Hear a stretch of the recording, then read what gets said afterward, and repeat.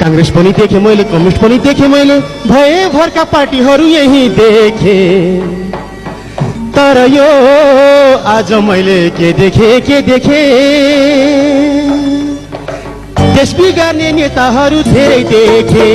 तर यो आज मैले के देखे महँगी र बेरोजगारी धेरै देखे।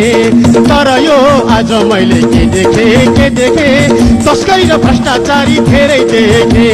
तर यो आज मैले के देखे गरिबमा र अत्याचारी धेरै देखे। हे प्रजातन्त्र आयो हजुर, प्रजातन्त्र आयो। प्रजातन्त्र आएपछि नेता बहुलायो, बहुरङ्गी दल ल्यायो हजुर, बहुरङ्गी दलै ल्यायो।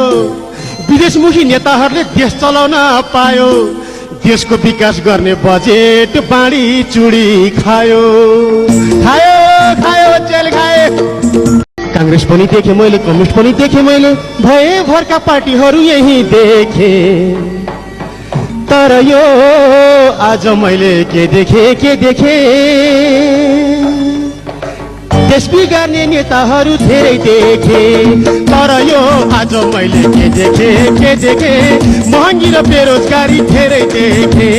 तर यो आज मैले के देखे तस्करी र भ्रष्टाचारी धेरै देखे।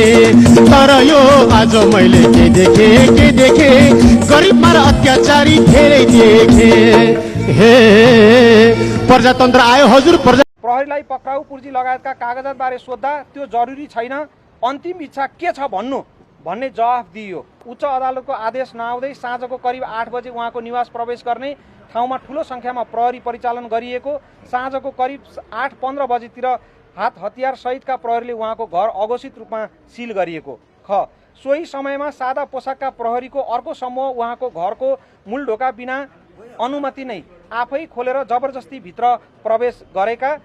साँझको समय भएकोले उहाँ परिवारसहित शयन कक्षमा हुनुहुन्थ्यो। त्यति बेलासम्म उच्च अदालतको आदेशबारे मिडियामा समाचार आइसकेकाले उहाँले अदालतको कबाट काम गर्नुपर्छ, अनि बल्ल खबाट खान पाइन्छ, अनि बल्ल गबाट गाडी चढ्ने हो, बल्ल घबाट घर बनाउने हो, बल्ल नाका तोप्लिङमा बल्ल सुन छोड्ने हो, बल्ल चबाट चौतारीमा, छबाट छरछिमेकीको कुरा, जबाट जनताको कुरा, सबै कुरा स्टेप सिक्दै गएपछि बल्ल मान्छे ज्ञबाट ज्ञानी हुन्छ।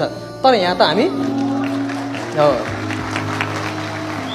तर यहाँ चलन के छ भन्दा जन्मिने बित्तिकै बाबुआमाले मेरो बाबु ज्ञानी भनिदिने, अनि उसले सोध्छ साँच्चै कि म ज्ञानी हो, सबभन्दा पहिला बाबुआमाकै कुरा सुन्न छोड्छ उसले, बाबुआमा बिगारै मान्छे।